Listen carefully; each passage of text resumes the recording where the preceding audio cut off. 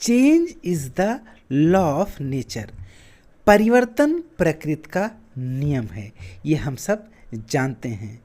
क्योंकि जो हमारे विचार आज हैं वो संभवतः कल नहीं होंगे, और जो कल थे वो आज बदल चुके हैं। क्योंकि जैसे जैसे हम सीखते जाते हैं, आसपास के माहौल को समझते जाते हैं, हमारे विचार भी बदलते जाते हैं और हम पूर्णतया बदल जाते हैं। आज हम लोग बात करने वाले हैं साइकोलॉजी ऑफ मनी के 14वें लेसन पे, यू विल चेंज। इस बुक की एक लाइन है, दीर्घकालिक योजना जितनी प्रतीत होती है उससे अधिक कठिन होती है, क्योंकि समय के साथ लोगों के लक्ष्य और कामनाएं बदल जाती हैं। ये सच भी है, क्योंकि हमारे लक्ष्य और हमारी कामनाएं बदलती रहती हैं। इसलिए यदि हम कोई लॉन्ग टर्म का प्लान बनाते हैं तो निश्चित रूप से कुछ फेरबदल उसमें करना ही पड़ता है। वैसे भी मनुष्य जो चाहता है वो पाता कहाँ है। एक आंकड़े के अनुसार लगभग 27% स्नातक ही अपने विषय संबंधी व्यवसाय में रहते हैं। बाकी जो आपने पढ़ा है, काम उससे कुछ अलग ही करना है। तो इससे फ़र्क ये पड़ता है कि हम अपने रुचि के अनुसार काम करते ही नहीं हैं। हम काम करते जा रहे हैं क्योंकि काम करना हमारी मजबूरी बन गई है।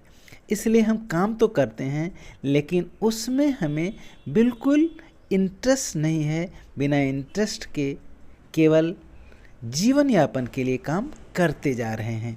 इसलिए हम उतना प्रोडक्टिव नहीं हो पाते जितना होना चाहिए। एक और आंकड़े के अनुसार घर पर रहने वाले माता पिता में लगभग 29% लोग डिग्री धारक होते हैं। जैसे बहुत सारी माताएं हैं जो घर की देखभाल करती हैं, लेकिन वे डिग्री धारक हैं, पढ़ी लिखी हैं, लेकिन वो घर का काम करती हैं। चूँकि हम लोग बात कर रहे हैं साइकोलॉजी ऑफ मनी की, पैसे के मनोविज्ञान की, तो यदि आप ज़्यादा अमीर बनना चाहते हैं, उसके लिए आप परिस्थिति और समय के अनुसार थोड़ा बहुत तो परिवर्तन कर सकते हैं, लेकिन ज़्यादा परिवर्तन नहीं करना है। क्योंकि यदि हमें अमीर बनना है तो हमें इन्वेस्टमेंट को लॉन्ग टर्म के लिए करना है, ज़्यादा समय के लिए। क्योंकि इसी बुक में हम लोगों ने कंपाउंडिंग के बारे में पढ़ी है, जिसे दुनिया का 8वां अजूबा कहते हैं। क्योंकि कंपाउंडिंग में पैसा बहुत तीव्र गति से बढ़ता है, मल्टीप्लाई होता है, लेकिन ये तभी पॉसिबल है जब लंबे समय के लिए, लॉन्ग टर्म के लिए पैसे को इन्वेस्ट किया जाए। तो इस लेसन में सिर्फ इतना ही बताया गया है कि यदि आपको अमीर बनना है तो आपको लॉन्ग टर्म प्लान लेके चलना होगा।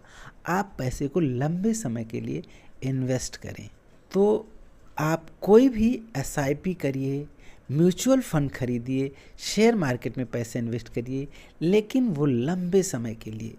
तब उसका जो इफ़ेक्ट है वो कंपाउंडिंग आपको दिखेगा।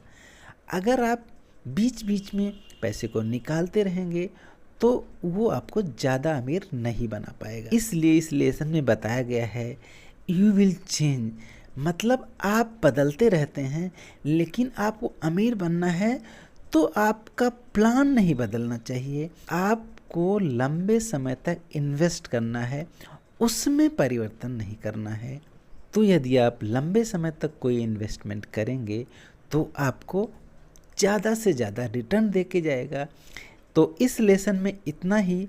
उम्मीद है आपको मेरी बातें समझ आई होंगी। यदि आपको वीडियो अच्छा लगा हो तो चैनल को सब्सक्राइब करिए, वीडियो को लाइक और शेयर करिए, और इस वीडियो के अंत तक बने रहने के लिए आपका बहुत बहुत धन्यवाद।